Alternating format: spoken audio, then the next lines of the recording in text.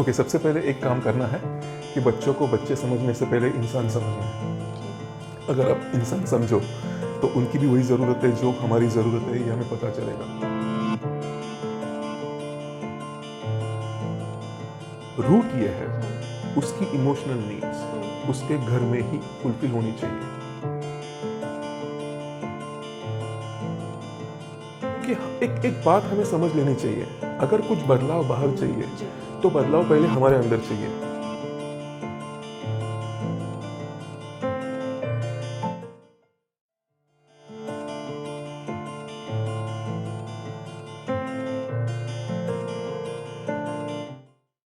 Sir, ऐसा कई बार होता है कि बच्चों की संगत बिगड़ जाती है और उन्हें बुरी आदतें लगती है, और ऐसे सिचुएशन में हम उन्हें टोके तो उन्हें बुरा लगता है और वो बगावत पे उतर आते हैं। तो हम एज पेरेंट्स क्या कर सकते हैं? ओके, सबसे पहले एक काम करना है कि बच्चों को बच्चे समझने से पहले इंसान समझना है। जी। अगर आप इंसान समझो तो उनकी भी वही ज़रूरत है जो हमारी ज़रूरत है, ये हमें पता चलेगा। अगर आप किसी भी पार्टी में जाते हो और आपको नज़रअंदाज कर दिया जाता है किसी एक दो फ्रेंड से, तो आपको कैसे लगता है? बहुत बुरा। तो वो बुरा लगना वो पेरेंट्स से हर रोज़ एक्सपीरियंस कर रहे हैं। आप इग्नोर कर रहे हो उसकी ज़रूरतों को, आप उनको बता रहे हो कि उसे क्या करना चाहिए जो आपको अच्छा लगता है, तो उन्हें उनका ख्याल रखा जा रहा है, ये फीलिंग नहीं आता। एक्नॉलेजमेंट का, बिलोंगिंग का फीलिंग नहीं आता।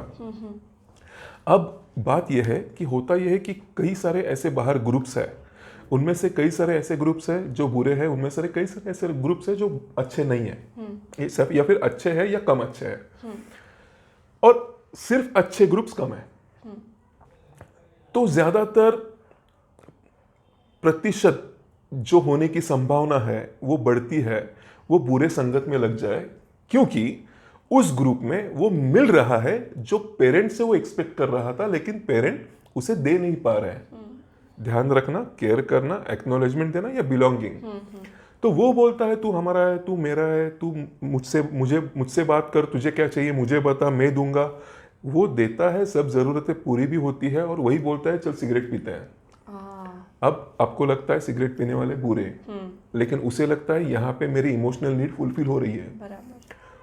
पेरेंट को क्या करना चाहिए? तो पेरेंट का सबसे पहले ये पता होना चाहिए कि अगर आपका बच्चा है तो इंसान, उसे चाहिए उसका कोई ख्याल रखे, उसके ऊपर कोई ध्यान दे, उसके प्रायोरिटीज के बारे में, उसके कुछ विचारों के बारे में उसे रिस्पेक्ट देकर सुने। राइट।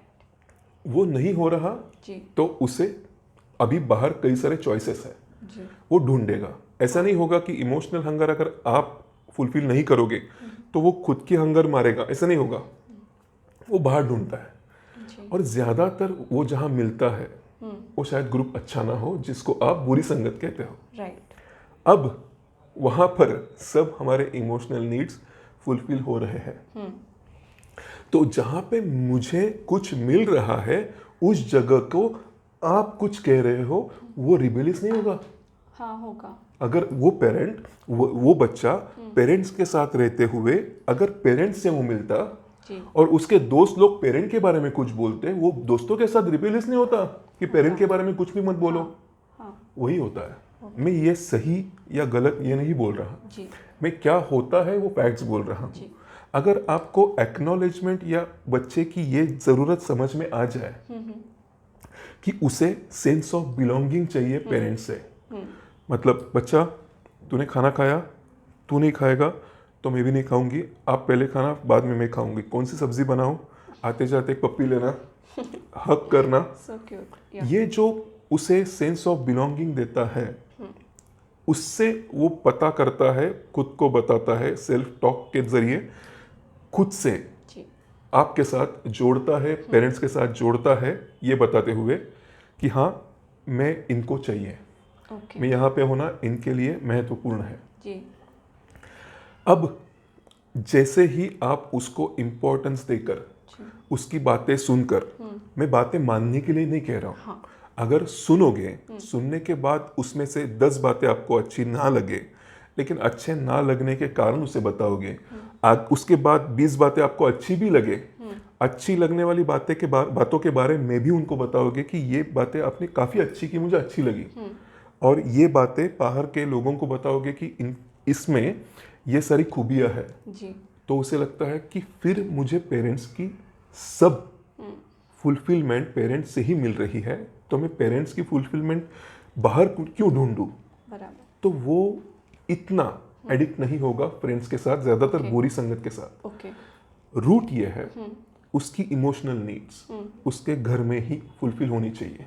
बराबर है ये एक बार समझ लो जी। तो संगत का असर नहीं होता। सर ये कितना इम्पॉर्टेंट और बेसिक फैक्ट है पेरेंटिंग का, जो हमारी सोसाइटी में इतना लैकिंग है। और उस वजह से ऐसे एग्जाम्पल्स हमारे सामने हैं कि अच्छे घर के लोग भी बुरी संगत में पड़ रहे हैं और उनकी लाइफ ख़राब हो रही है उस वजह से। तो अगर ये समझ जाए फैक्ट उनको, जो अभी आपने बताया है, तो everything would be fine, right? हाँ। आइडियल सोसाइटी हो जाएगी फिर। हाँ, क्योंकि एक बात हमें समझ लेनी चाहिए, अगर कुछ बदलाव बाहर चाहिए जी। तो बदलाव पहले हमारे अंदर चाहिए। एक ऐसा मिथ है कि वो गलत संगत में जाना ये उसकी गलती है क्योंकि उसने गलत संगत पकड़ी है। हाँ। क्या हमने किया जी। जो करना नहीं चाहिए था? क्या हमने नहीं किया जी। जो पेरेंट के तौर पे हमें करना चाहिए था? ये कैमरा की लेंस हमारी तरफ होकर हम अगर जब तक नहीं देखते जी। तब तक हम उसे ब्लेम देते रहेंगे, और ब्लेम का नतीजा क्या होगा पता है? जी। वो परमानेंटली उस संगत में रहना चाहेगा, ओह, क्योंकि ओके। वैसे भी फुलफिल नहीं हो रहा है, पहले भी नहीं हो रहा था, अभी ब्लेमिंग भी आ रहा है। हाँ। तो मैं वो संगत क्यों छोड़? वहाँ तो सब बोल रहे हैं तू अच्छा है, तू अच्छा है, तेरे सिवा मैं पार्टी नहीं करूँगा। पेरेंट बोल रहा है तू घर में है तो घर में बैठ, तुझे बाहर जाना है तो भी बाहर नहीं जाना, तुझे घर में रहना पड़ेगा, जो मैं कहता हूँ वही करना पड़ेगा। बाहर मिल रहा है, तुझे क्या करना है, तुझे क्या खाना है वो ऑर्डर करेंगे। हाँ। नहीं, आपका कम्युनिकेशन हर एक बच्चे के साथ वैसे ही होना चाहिए। जी। ये पता होने से जैसे होगा कि वो बच्चे से पहले इंसान है। सर आपने बहुत ही बड़ी बात कही है इतने सिंपल शब्दों में, एंड आई होप कि आज जो भी ये बात सुन रहे हैं वो ये अप्लाई करेंगे अपने अपने बच्चों के साथ, और we hope to live in a better society for we are trying hard for that. Yes sir, thank you so much. Welcome.